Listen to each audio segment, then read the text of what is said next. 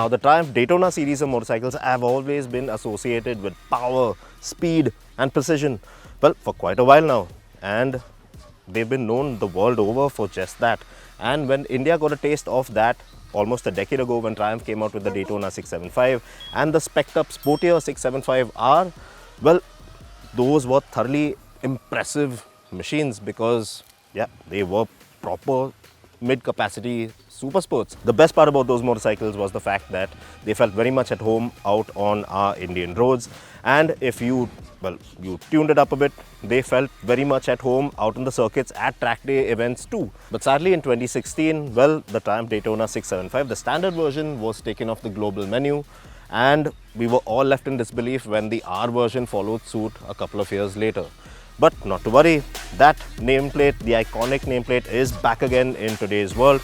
This is the Daytona 660 in a slightly more rounded off package, let's say. And today we're going to find out if this motorcycle is worthy of that iconic nameplate. Should you actually consider buying one? How does it fare out in today's world? Let's find out.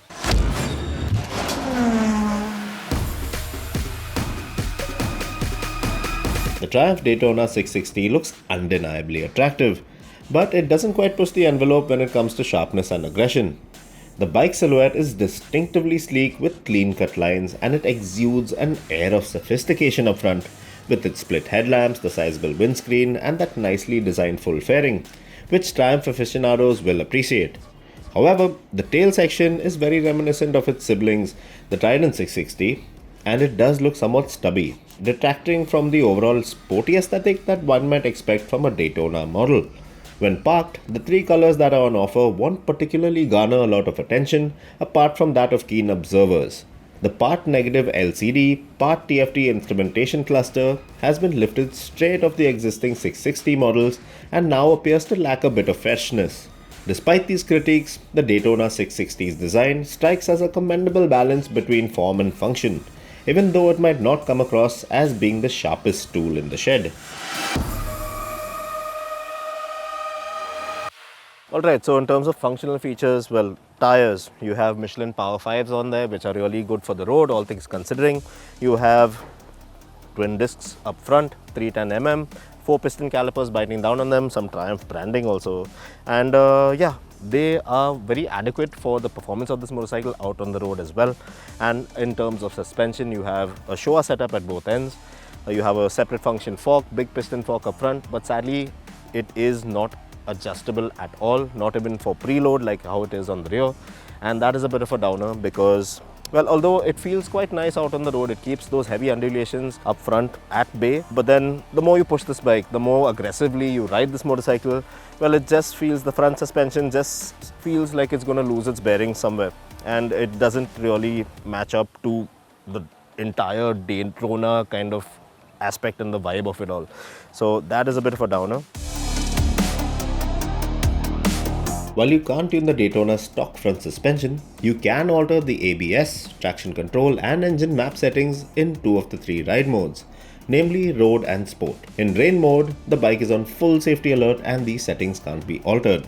Strangely, Bluetooth connectivity isn't standard with this motorcycle, and you'll have to shell out extra for that feature as you would for the underseat USB port and TPMS features. Also, you can only adjust the brake lever for each, but the clutch lever on the other hand is fixed. And the mirror stalks on our test bike didn't snap into place nicely when positioned in their functional place. So yes, the list of equipment does appear a bit sketchy, but for now let's move on to some better bits about this bike. Now, the main highlight of this modern day Daytona has to be that 660cc inline triple. Just the way that it functions, it's just so smooth and enjoyable. Now, this motorcycle also gets a ride-by-wire throttle. The super part about this engine is the fact that the throttle transitions, even on and off the throttle, well, it doesn't feel snatchy at all. It's very smooth in its way of functioning. And yes, the 6-speed gearbox is assisted by a slip and assist clutch, which is also fantastic. But sadly, there isn't a bi-directional quick shifter that comes standard with this particular bike. this motor out here is the same motor that's based on that which powers the likes of the Tiger Sport 660 and the Trident 660. However, Triumph have made a couple of changes to the internal bits of this engine, so now it makes around 15 PS more power than something like the Trident 660. So max power is up to around 94 PS now, and max torque is rated at around 69 Nm. So although it isn't as powerful as something, say, like the earlier Triumph Daytona 675 version or the R, it is the more powerful of the current generation 660s in Triumph's portfolio. Also, now the airbox is a lot bigger and the position has changed as well. So on something like the Trident 660, the airbox is located somewhere here under the seat, but now it has shifted to the central portion of this motorcycle, and lower down the power band you can actually hear that intake noise, which according to me just enhances the overall riding experience of this particular motorcycle. Now, the older gen Daytona 675, especially the R, seemed admirably boisterous and eager to hurl its motorcycle exhaust slang at other road users, telling them to get out of the way the moment you whack the throttle open. And on the other hand, this modern day Daytona 660 exudes more of a gentlemanly vibe, in a way that it appears to beg the pardon of others before scurrying past in a huff. But it's a motor that's enjoyable nonetheless. And it's very tractable too. Tractable enough for you to make minimal use of that clutch. It can pull away from as low as 26 km per hour without you having to reach for that left lever. It provides proper entertainment in the mid-range and up. The joys of a Triumph Triple are definitely there to be felt with this one.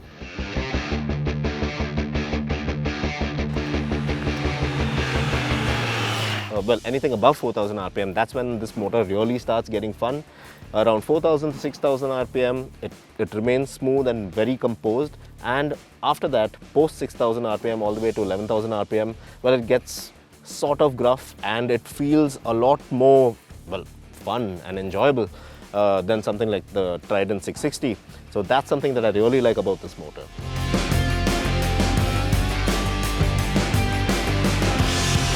Alright, now in terms of riding position on the Daytona 660, well, it is rather sporty, but it's not overly committed. Now the clip-on bars are positioned in such a way that you don't have all your upper body weight on your palms as well, which some will really like. And of course the rear set foot pegs feel very comfortable, and it really feels like a motorcycle that you can really ride all day through, which is always a good thing. Now the seat is very accommodating as well, and you can slip back into it and tuck down nicely into the bike on those long straights. So that is a really enjoyable thing. Yeah, this motorcycle, although it feels sporty, it's nowhere close to something like the earlier model, which is the 675, which felt like a proper super sport, more performance focused motorcycle, even in terms of riding posture as well. The Daytona looks and feels very compact. For some perspective, in length, it's quite similar to something like the Yamaha R3. The seat height is at 810mm, which is up on the Trident 790mm. But it's not a real big deal if you're 5'9" like me, because you can quite easily get both your feet flat on the ground once you're astride.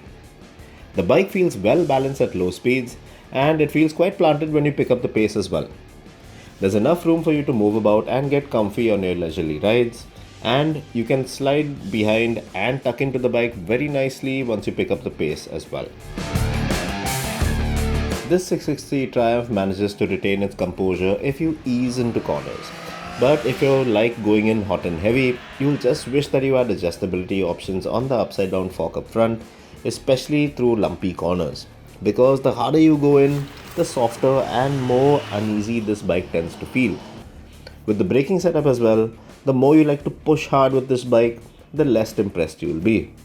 But don't get me wrong, the bite from the brakes, like the grip from these tires, feels more than adequate for road usage, to be honest. However, you'll have to exercise extra caution with a pillion aboard too if you don't want to hear any of those ghastly belly scraping sounds. Looking back at the Daytona 675R in retrospect, what was once a motorcycle with a potent statement of intent and a sheer willingness to relentlessly attack your arch rival's lap times out on track has been rendered rather diluted, with a sense of remorse rather than reform in this new avatar. The Daytona 660 is a prime example of why Triumph stopped selling the 675R back in 2018 in the first place. because they claimed a diminishing demand for medium capacity sports bikes, and that's something which not everyone, including yours truly, will ever be in complete agreement with. Now, if you had a chance to ride the earlier 675 Daytona models, especially the R, well, you'd think of those bikes as apex predators because those were thoroughbred, performance-focused, super sport machines. And in those terms, well, the Daytona 660 doesn't really match up in that particular standard, and it comes across as more of a docile, domesticated beast in that light. Because, yeah, after riding this motorcycle, you will feel engulfed by a horde of emotions which will leave you pretty much frustrated and possibly angered with the direction that Triumph have taken with this particular motorcycle. But then again, if you are new to this particular cubic capacity space and are looking to upgrade to a rather tame and powerful and enjoyable machine at the same time, well, the Daytona 660 will make some sense to you. Now, it all depends on what motorcycle you're upgrading from and what you expect of your Daytona 660, because if you're into, well, brisk city rides and the occasional highway sprint, well, that's well within this motorcycle's range of capabilities.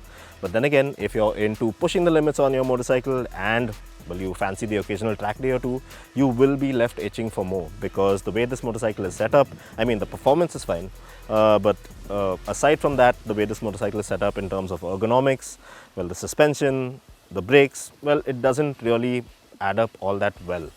So yes, it is a good looking motorcycle, it performs well, it is one of the more comfortable medium capacity sports motorcycles that you can get your hands on today. Decent amount of tech on there as well. But is there anything about this motorcycle worth writing home about? Does this motorcycle manage to hold up the Daytona legacy as the motorcycles before it in the Triumph line? Well, according to me, not so much so, because it doesn't focus on the whole entire performance aspect anymore. It is a lot watered down, and it doesn't really work for aged old me. But then again, there is a younger generation of riders, not so experienced, willing to step up into this category, that will really fancy this bike.